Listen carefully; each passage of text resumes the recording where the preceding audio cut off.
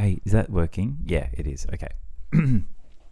Hey, just some updates for you if you've been progressively listening to this serial. I did contact the publication who I owe the 2 articles to. An exchange that was done in 10 seconds, as in all of that build up. As always, of course, the greatest effort is the delaying and the procrastination, and then the task itself so much easier. I mean, in this case, it wasn't the writing of the article, but managed to kind of reduce the 2 articles down to 1, get rid of 1, and then extend the deadline, no problems. Will we learn? We'll see. I also just wanted to talk about manifestation, future directions and strategy around content, and anything else that comes up along the way. 2 things feels like enough of an agenda to carry us through to 30 minutes. Trust me, when you've got a brain that pings off in 30 new thoughts per second. I think I need to maybe get to 20 of these. Talking to camera, confidence building, articulation practice, band-aid ripping, put yourself out there kind of YouTube videos, long form. And then I think we need to stop, recalculate, and come up with something that's just a little bit less of a stream of consciousness journal. And that maybe has a little bit more of a thematic, titled, clear. The simplest way that I can describe it is, at the moment, I come up with like a clickbaity title at the end of having recorded the audio. I need to do the reverse. I need to be a little bit more intentional and being like, what are we talking about today? It's on a topic. It has the ability to drop in and click on it and enjoy or learn or, involve yourself in some way by watching it as a singular entity without having to come through the first, 8 videos or whatever we're up to in order to know who I am and what we're talking about, which I don't know the answer to those questions, just to be completely honest with you. So just so you know, I reckon if you're following along, thank you so much. We've got maybe about 10 more of these to go, and then I need to go to my next level of, I guess, practice with these, which is something a little bit more refined. And I think it is also just like a little bit more editing involved and a little bit more visual offerings and a little bit more, thought and preparation, which I really appreciate the comments where people have said like, oh, just enjoy like a long talkie. It's difficult to find someone just having a ramble like this these days. And I agree. The pressure on all platforms is like, cut it down, clip it. The clips are the things. And I just have no desire to have a 8-second clip from this YouTube be used as a promotional tool on any other platform. It's just like, no. As I said to friend Jason the other day, if you're not watching them all, you don't deserve to know at what minute mark on what video I cry. You just have to watch them and find out for yourself. How's that for a clickbaity title? So that feels exciting and good and already a bit scary to kind of step into something else there. But I think a lot of conversations today, with friends, just about manifesting big and small, I guess. I think that, I just want to remind myself that the manifesting of reality around us is not in the Lamborghini, the Hollywood dream role, the big house with the pool, of which those things are not, just to be clear, on my manifestation vision board. But those things are just one part of it. But the whole deal, the whole game and the agreement and the rules that you sign up to, I think in doing the manifestation dance, is that it's also the everyday, all the million infinite tiny little things that add up to the big things are also the manifestation. The interaction that you have while washing your hands after going to the toilet and looking in the mirror, that is an act of manifestation. That is a tiny little contract in an agreement with ourselves in what we choose to give our focus to. Whether that be like about my appearance or about a thought about myself, whether that be about a goal-oriented thing, whether that be just a kind gesture, whether that be whatever it is, in that moment, that is just another little building block that all adds up to whatever is the big headline kind of manifestation outcomes. That feels important to say just because I really am valuing all still the blissful little moments of like idyllic life every day. In the garden today, I got some seeds from my local library, who has a seed library, which is just free seeds that you can take. And I planted them, and I don't really know what I'm doing, but I'm committed to learning. And I put in some flowers and some fennel and some carrots. So we'll see. The carrots are like a 60 to 90 day kind of wait and see, I think. And it's also not a great time of year, right? Like heading into winter in Australia, in a southern state, is not a great time to be planting. But we'll see what happens. And I just took such great delight through every step of that process. Some gentle weeding, some being in the sun, some like just working out what is the like how ordered to be in sowing these seeds, the watering of the garden, the checking of growth of other things, the kind of picking up nail shells and lining them up against the fence in the garden, the discovery of like new little shoots that I'm like, I didn't plant those, so what are they? All of those things, I sort of get why everyone's into, like, why are all old people into gardening? Because it's awesome and they've got a lot of time and you need a lot of time to do it. And I wouldn't even call myself a gardener, but I can see the garden calling and answers within it calling as well. So that was like a moment of sheer delight today. I also went along to this kind of like social group in a local shopping centre.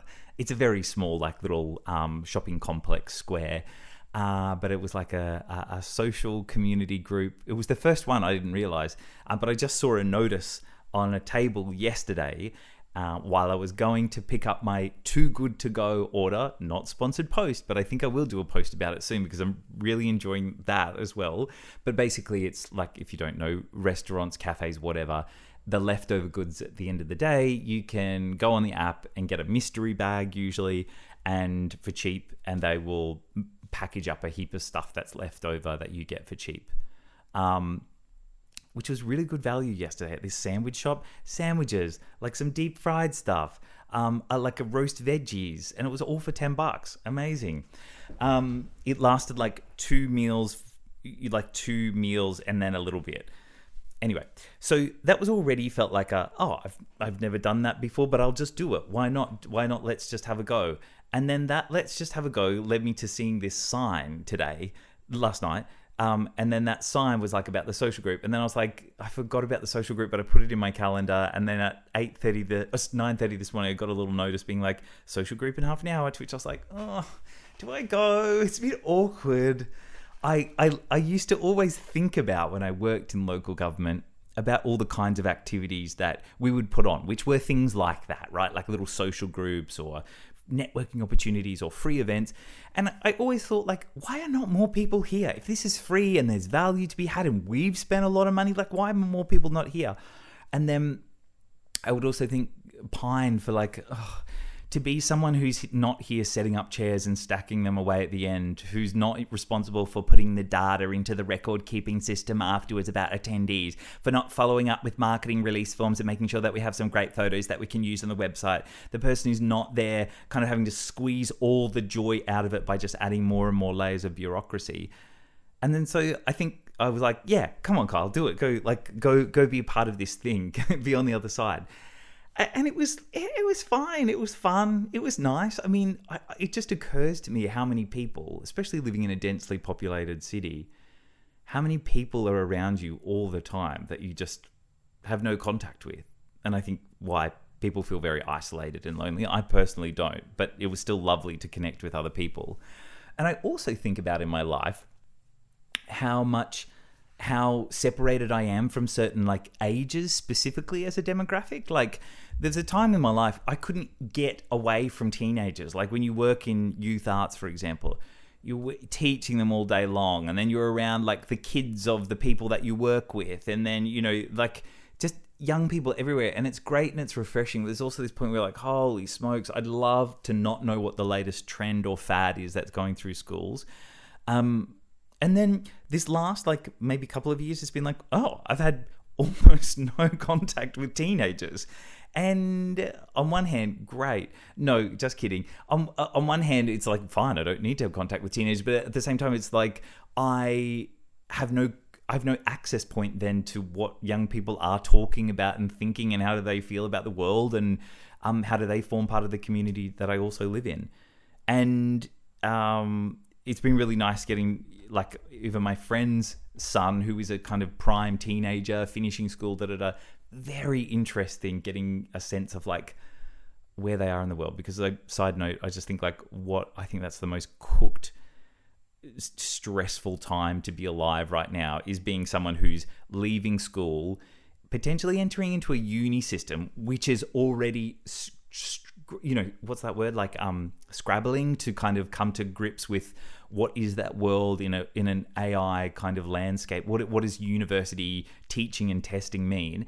But then going into a career and into set of industries that are also asking the same questions of like, well, maybe we don't need degrees for that. Maybe those jobs won't exist. But like as a young person, you're sitting around here being like, hey guys, can we kind of like come to some answers about this a bit sooner because I've got to do something with my life.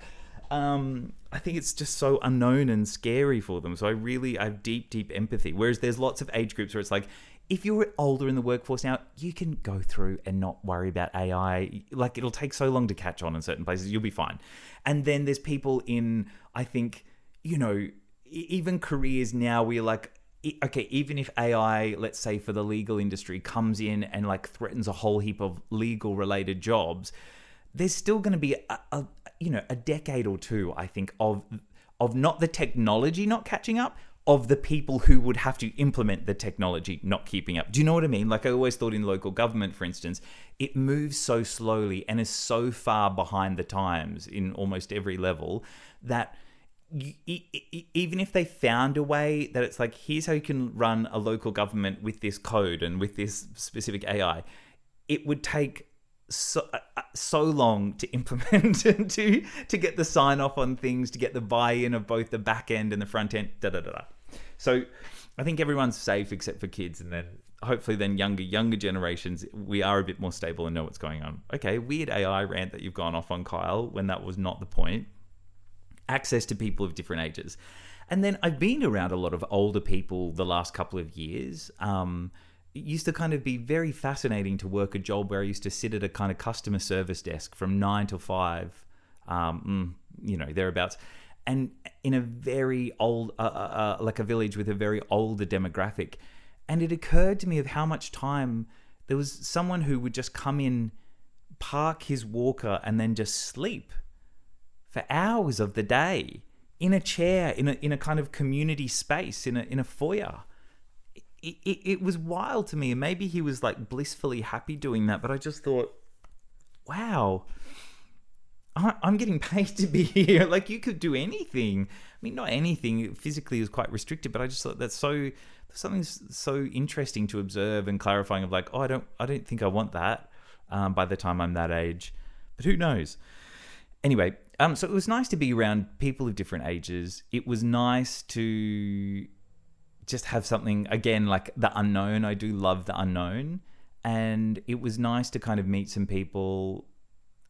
Dominoes is such a shit game, isn't it? I learnt that. Like the actual game of dominoes, if you ever played that, you just lay things out and then match the numbers up. That felt like it's a game for toddlers and not really for anyone older, unless you really are into it. That was a bit boring. But nice to talk to people in interesting pasts. And I think like lots of things, I should give it a go. I should go a few times. I'll be away for the next one, but I'll go back next month maybe and see how we go. They were all very welcoming and nice. Yeah, I don't quite know how to answer the question when someone says like, "What do you do?" or "What do you do for work?" or "What are you doing at the moment?" What are you interested in? Do you have any interests? Someone said. What if I wondered, like, what if I said no? No interests. Thank you. I'm just perfectly present and content in the moment. I'm just here right now. This present moment is my interest. I didn't say that. I said, oh yeah, I'm an actor. I trained as an actor. Oh really? Okay, wonderful. What do you do? Were you in anything at the moment? No. I mean, no. I'm doing a lot of, like I said, doing a bit of voiceover stuff, which is true. And then doing sort of focusing on online content, which I think, people don't quite understand, like, even if that legitimately is a thing, which is it? I don't know. But for me, to kind of say, oh, I'm not really working because I quit my job and I'm just using up my savings, but I'm just having a good time, but I'm just making some stuff, but is it for my career? Not really. I don't want to talk about it like work, but it is taking up a lot of time and I'm enjoying it and I am getting money from it, and who knows? But, you know, that's such a kind of boring, long-winded answer. So, of course, I just go into giving them the kind of show. Just taking a little bit of time off. But, yeah, I mostly work freelance, voiceover, and, a little bit of marketing work too is what I said, just to help make it make a little bit more sense. Yeah, it was interesting. And I was just thinking, like, I love something like that, just looking for this evidence of magic and manifestation in everyday life. And it occurs in moments like that. I really had no reason to download that Good to Go app. Maybe saw a TikTok video about it or something like that, but not one to click, just like something in the back of my mind. Thought, oh yeah, I should look into that. Then did it. Picked one the other day that I went to and got, what did I get? Oh, sushi. And then this is my second one, the sandwich shop. And only because they weren't ready did I sit down and look at the sign. And only because I looked at the sign did I go today. And only today did I meet those people. And interesting, like, one of them is an actor, and I would love, he was saying, like, oh, I used to work in the UK, but I don't really act here. I would love to just get someone like him in one of my videos. Someone who is very, I think older people hold so much weight as performers. I'm so jealous because just, you know, young actors are a dime a dozen. There's a billion of them, and they all play old parts, you know, throughout uni and in films that they wildly miscast just because it's much easier to find young people and get them to work for free. Would just love to have him in something like some sort of TikTok or something. But ultimately, I think that's also another step. The next step for me is getting more other people to be in my videos, collaborations, but also just other actors. This lighting's a bit moody, isn't it? I just pointed that light behind me and it's shadowy. Now I'm dark in front, and it's also the lights going down outside. Okay. So the last point that I just wanted to make on manifestation. I've been running and continuing to eat really well. The food journal is like a little bit patchy. I need to get a bit better, and then I want to add too much detail, and then I'm like, no one's reading it anyway, Kyle, it's fine. But like, when I say like 2 slices of toast, it's like, yeah, but like homemade bread that I've made, and like and again, just this thing of like, it might not look healthy, and I'm sure a dietitian or someone reading it would be like, too much bread, or like, no, but did you know all that bonsai that you're having with your coffee that has sugar in it? It's like, no, the point is what's not on there is, and I'm being honest, this is not me being, that food diary doesn't have a secret extra tab where I'm really eating. It's like, there's no Maltesers. I continue to gain great power. My dear friend Eliza gave me like these beautiful biscuits that I love, and these like brownie squares. She gave them to me for my birthday, and I said thank you so much, and I didn't tell her that I'm not going to eat them, and I didn't eat them, and I gave them away, but I feel really good about that. Same friend gave me champagne. I just said thanks so much. She said, oh, but you don't drink. I said, oh no, it's fine, I'll make an exception on my birthday. I didn't drink it. And then chocolates, I've talked about them before. I'm feeling really good. Smug. It's like, I say smug, but it's not the kind of like hoity-toity, I feel better than you. It's like a quiet confidence, but quiet confidence doesn't have the right sharpness to the language. So smug is a bit closer. There's this like rolling momentum that I'm getting from the ability to be like, oh, I can do it. And there's also something that this thought came to me while I was on my run. I'm going late at night and really enjoying that too. But the awareness of like, isn't it so fascinating? At any point we can do anything, right? Like, let's just take the two most common, like, like exercise, people wanting to lose weight, or let's just say exercise and be healthier, maybe, or let's say like learn a language. That's another one. Now I sound like I'm being like, and I've done them. No, I don't. The French journey is ongoing and could do with a little bit more firecracker energy behind it. But let's just say those two, they're very common, basic, white person kind of goals. And I think for both of them though, what they come with is the knowledge that like we can do that anytime. You do not need to spend $1 learning a language. The best language learning technology is available right now to download for free, and you can watch any YouTube video ever, and you can probably even find free people in real life to talk to, and like there is 1 billion courses online in any foreign language you could imagine.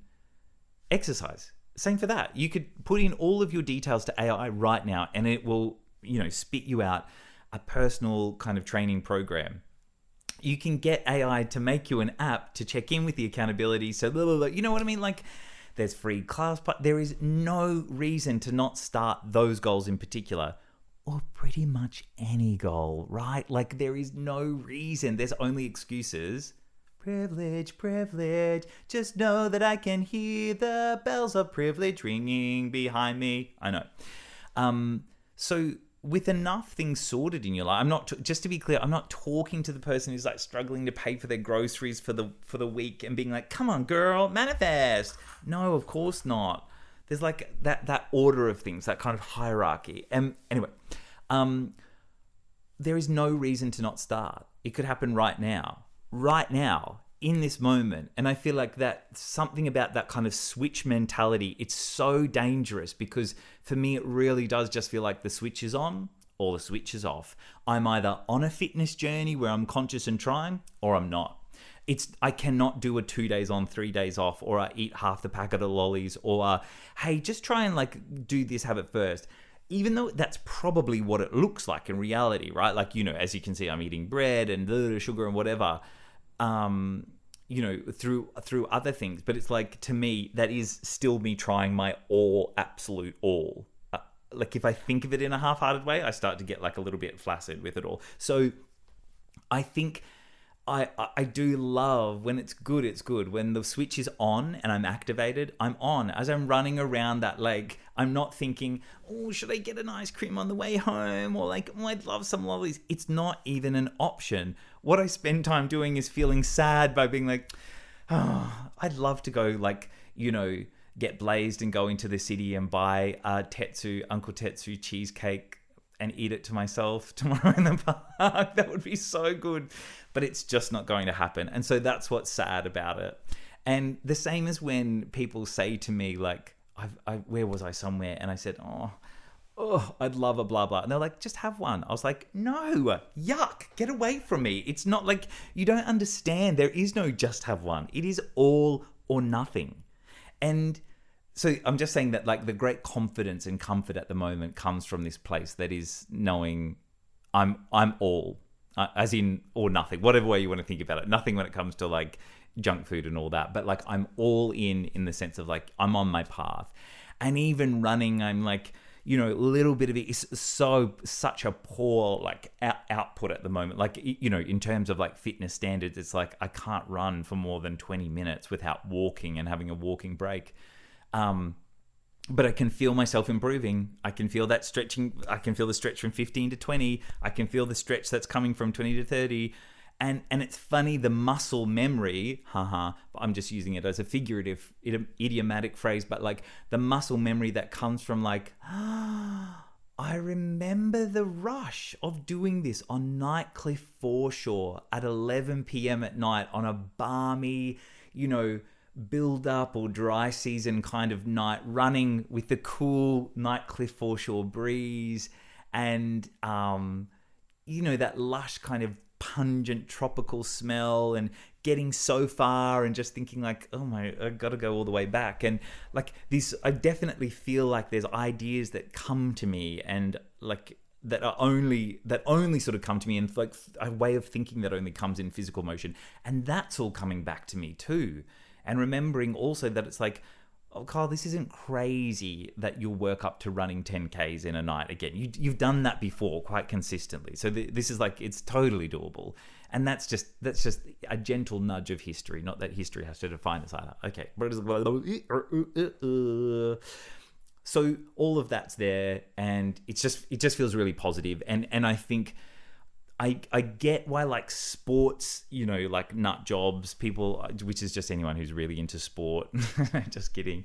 But like gym junkies, all of that, I get why they're so, like, it becomes part of their personality, because I think you start to use, it's a really, exercise, sport and fitness, I think, is a really helpful tool if you're a kinesthetic visual learner, because you have proof. You have proof of how you are able to kind of manifest and create an idea into your head, into physical form. Your body, I mean, it doesn't get much more physicalized than that. And so I think, to me, I'm like, yeah. I get why you're obsessed and why you want to take selfies and track progress and compare and share and like optimize and whatever. Because there's also this feeling of like, well, if I can do that run or lift that weight or whatever, like, what else can I do? Like, and let's find out. So that's all good. I said that was the last, but I just want to add one little caveat because it made me think of it about the physical space. I've really been thinking about how ideas are out there and I have to go get them. I have to go collect them, like Pokemon, you know, either on the video game or the kind of, you know, the idea of, like, I really need to kind of think about them as the thing that is out there. And by that, I just mean it's just another way of tricking myself into getting out of the house and like doing, I got distracted by my neighbors. I'm so sorry. I have to get out there and do something. I can't sit here and try and think my way out of a problem. Especially like the article, right? Like me procrastinating the article, I realized like I can keep pacing and cleaning drawers and like finding, you know, another recipe to make. Or I can get out there and solve this and go get the idea from out there. And it's almost like, oh, that idea is buried on the other side of the lake that I have to run around and I'll collect it like in a video game almost. Yeah, that's all. Okay, cool. Thanks for chatting. Another 10 or so to go of these, and then we'll get into something a little bit more structured. But thanks for watching for now. If you're a ground floor investor, I really appreciate it in terms of your time and listening and ears. So thanks so much. Bye.